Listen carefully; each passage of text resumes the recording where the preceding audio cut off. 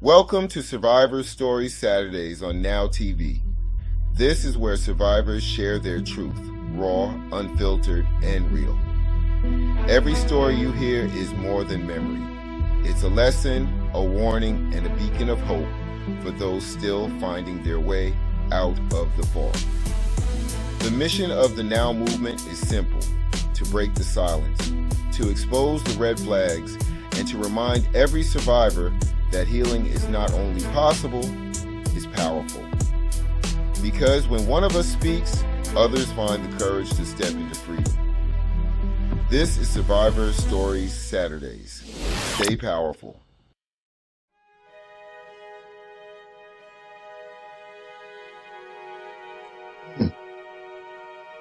I guess I'm up. Lewis Robinson, Minister L. Robinson, founder of the N.O.W movement, powered by Church of Real Talk. And I guess today is the day that I really understood that the universe is pushing me. It's making sure that I do what I'm supposed to do. It seems like for the longest, I have been pushed in this direction. I think the N.O.W movement has given Church of Real Talk balance.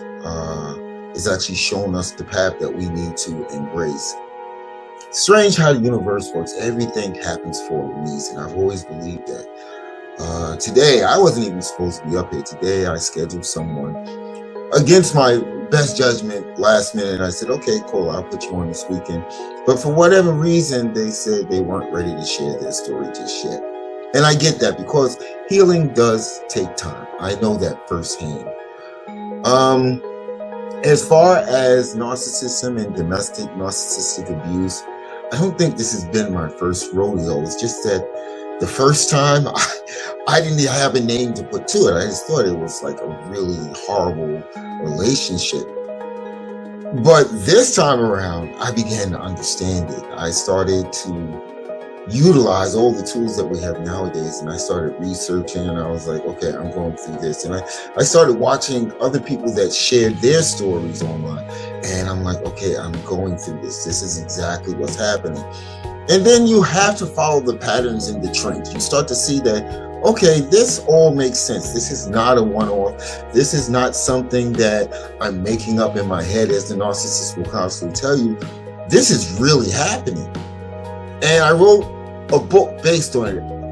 I've always been that person. I want to help people. If I see someone struggling with something, my first instinct deep down inside is, let me give them a hand, especially if I have the tools that they need to be able to help them. I guess they call us empaths. And we are prey for narcissists. We are prey for narcissists. Those with good hearts. Those that want to do the right thing, but most importantly, those that want to fix others. Now, the strange thing is, and I was just on a podcast earlier today explaining this, the strange thing is, it's like this vicious cycle. It's like two stars circling around each other. Narcissists need empaths, and in a strange way, empaths need narcissists. I had to figure this out after studying Carl Jung that, hey, listen, I signed off on this contract. Always, one thing that the narcissist will never do is take accountability. See, what I had to realize was I was attracted to the narcissist because at a very core level, I saw something that needed to be fixed. That's just an empath way. But there were certain attributes that the narcissist had that I didn't really have. You know, I was always confident. I always did my own thing. If I put my mind to it, I would do it. But I couldn't just brush people off. I couldn't be that cruel person. And this comes about due to how we grow up as people. You know, the neglect, the abuse, I guess being betrayed. All of that stuff figures into the way that we grow up and the way that we hold our shadow inside of us. The only difference is that empaths, we decided at some point that, oh my God, what I went through was horrible. I don't want anybody to go through this. I want to go around and fix everybody so people don't have to experience this. Whereas the narcissists, they take 180 degrees. I had a hell of a life, so therefore I'm going to make everybody suffer. And and I'm not going to say any names, just like I tell all the other guests on this show, please don't mention names. It's not about smearing people, it's about sharing the truth. I started to notice, the reactive abuse, being set up, the gaslighting. I mean, it's like we would just lie about anything if it meant that it could warp my reality, the constant diminishing of my capabilities, what I had, what I could do. It always became something that, unless I'm helping you, you're just going to tear down everything that I do. And this is where it begins to hurt, because see, you being the empath, or me being the empath, I had decided that, hey, this person is going to be the person I'm going to spend the rest of my life with. I don't think anybody ever goes into a meaningful relationship saying it has an expiration date. I don't think that's the way that we as adults, as caring adults, as empathetic adults, go into a relationship and say, you know what? You got until this time and then it's over. Nobody does that except the narcissist. See, the narcissist, in their mind, they say to themselves, once I break you, once I take away all the things that I admire about you, then it's over. That's what they call the discard. When I started to awaken, when I started to see the patterns and the trends, especially after writing No More Chains, they became clear as day. I noticed one thing. Once they realized that I knew, it went above and beyond. The lying, the cheating, the gaslighting, everything just went above and beyond. It was to the point where, and they call it the reverse discard, they're going to make your life so horrible that you leave and you say, I'm not going to deal with this anymore. And they do this on purpose because it allows them to keep their best. Now they can go and say, see, I gave it my all, and this person just left me high and dry. One of the things that we do at the Now movement, and let me explain to you what that means. No other way but forward. You have to move forward. That's why I do workshops. That's why I write books and then convert them into audiobooks so people can listen for free, so people can get the tools. Again, the empath in me. When I was going through medical issues, my abuser just decided that, I just needed to suck it up.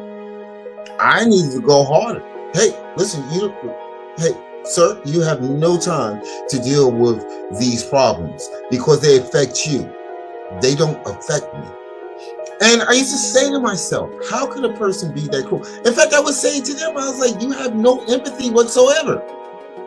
And this was before I wrote the book and understood that narcissists are incapable of having empathy. All they care about is themselves. And I'm going to tell you, I'm going to be honest with you, that hurt me so much.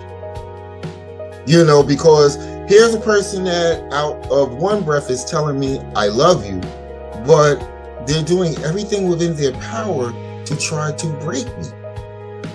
And for an empath, that's just like this crazy thing. It's like, maybe if I try harder, maybe if I do more, maybe if I don't say stuff like that, maybe if I do this, maybe if I do that. And it's this vicious cycle. You're like a hamster on that little wheel thing, And the narcissists, believe it or not, they're just sitting back watching you. They're just watching you because that's what they expect. This is why narcissists need empaths. Carl Jung said it's the shadow contract. See, we don't deal with what's inside of us, the things that hurt us at a young age, the things that broke us. We also try to put them to the side, but we just take a different tack with it. We try to help people. And we look at and this is the contract. We signed this in blood, basically. This is the contract. Hey, listen, if you allow me to put these things down that hurt me and allow me to try to fix you, to try to heal you, then I'll allow you to treat me any way that you want to. That's not really a good contract. Business sense, relationship sense, whatever, it's not a good contract. And this is what that whole thing was about, doing the shadow work, attacking the thing inside of you. You know, we all know what it is, but this is the only way you're going to break this cycle of being in and out of narcissistic relationships. And I'm not saying it's your fault. I'm not there, because again, remember, you're an empath. You are able to show empathy. You're able to actually love someone. So this is something that you do. And in the scheme of things, the way the world is right now, that's really not a bad thing when you think about it. But it attracts the narcissist like a moth to flame. You know, I sat so many years with, I'm a project-driven person. As long as I got a project, I'm happy. I'm a happy guy. You know, and it seemed, I started to notice later on, if anything that I was doing didn't benefit them, they would tear it down. Oh, you shouldn't be doing that. Oh, I wouldn't do that if I was you. You know, oh, that's so negative. That's this, that's that. But here is the thing. Here is the important part. No other way but forward. There was a time when I actually enjoyed doing things, when I actually enjoyed speaking to people, when I actually loved making my little projects. And then to keep the peace, to not hear the feedback, to not hear the constant, you know, I'm just going to devalue what you're doing unless it benefits me, to stop doing that, I stopped. I gave away a piece of myself just to stop the chaos for a second. You know, then the triangulation, then this person's mad at me, not because of anything that I've done. You know, and people's dysfunction actually shows because they're being manipulated by the narcissist.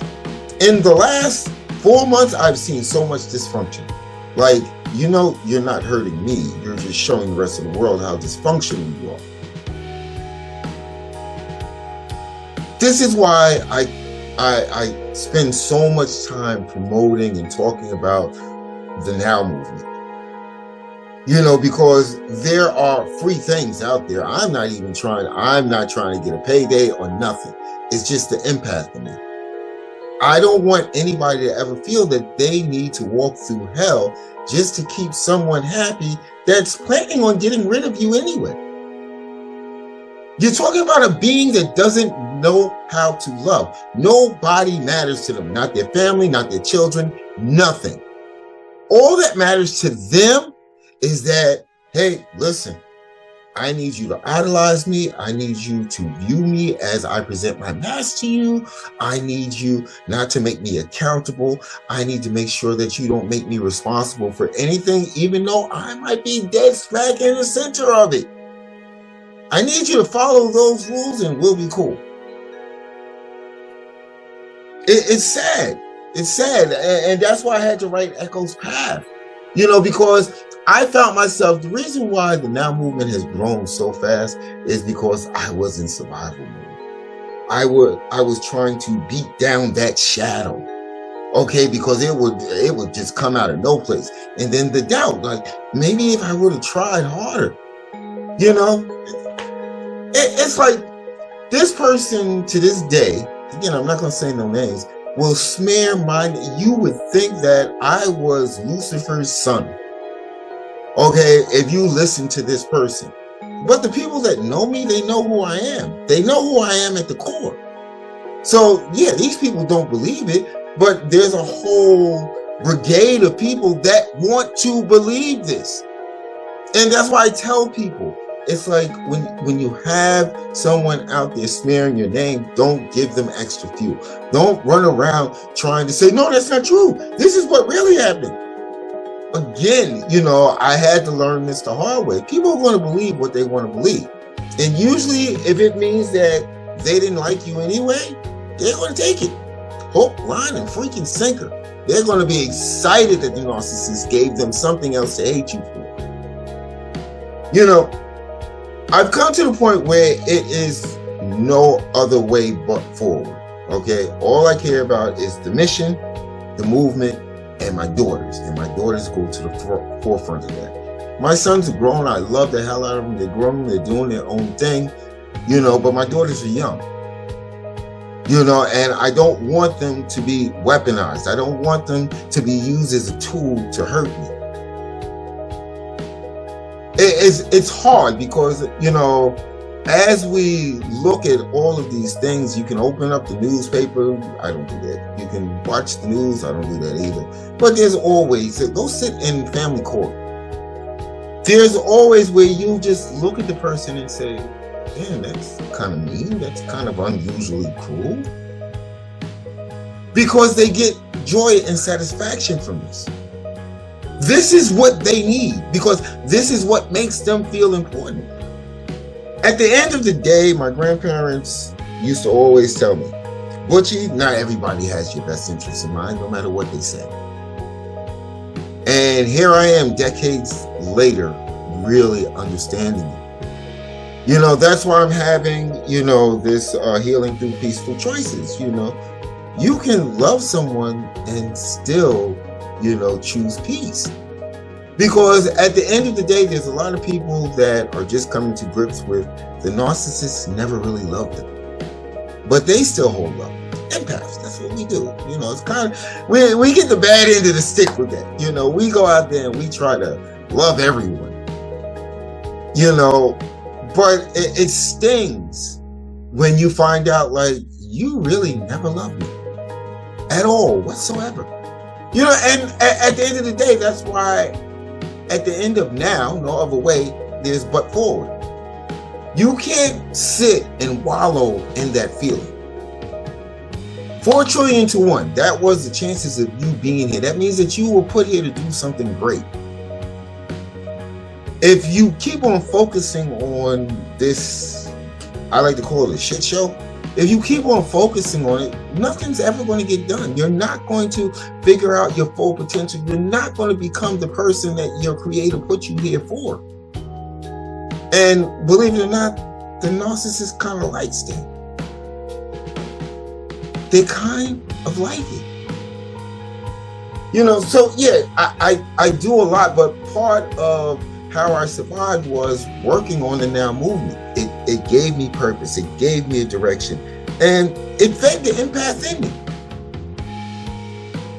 Like I used to say this when I first started Church of Real Talk. It's like when people always say, oh, well, my views are, oh, that's fake. People don't want to hear all of that positivity and this, that, and the other. And it's like, what's wrong with giving a positive message? What's wrong with helping lift someone else higher? Again, a lack of empathy. They would never understand that because it doesn't benefit them directly. I don't know. I shared a lot of my story in my newest book, Echo's Path, where I show people how they can use AI to help them get through this, to help them get through the trauma bond. It's not easy. It's not easy. Sometimes I have to just walk into a mirror, look at the mirror and be like, they didn't care about you. Why are you even thinking about them?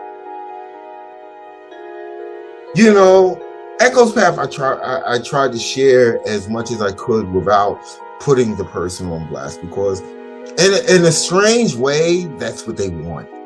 Because it makes them feel important. It validates them. See, they're still mad at me. No, I'm not mad at anybody. If I was mad at anybody and I had to get rid of that too, I was mad at myself for falling for the okie doke. But we live and we learn, right? And the goal is always to become better than the person that you were yesterday. It's always the goal. It's always been my goal. And that's one of the things that I want to teach my daughters is it's like, that's the only thing you should do. Wake up and say, hey, listen, today is going to be better than yesterday. And when you're going through the trauma bond, you have to tell yourself that same exact thing. Today is better than yesterday. I'm going to make sure that today is better than yesterday.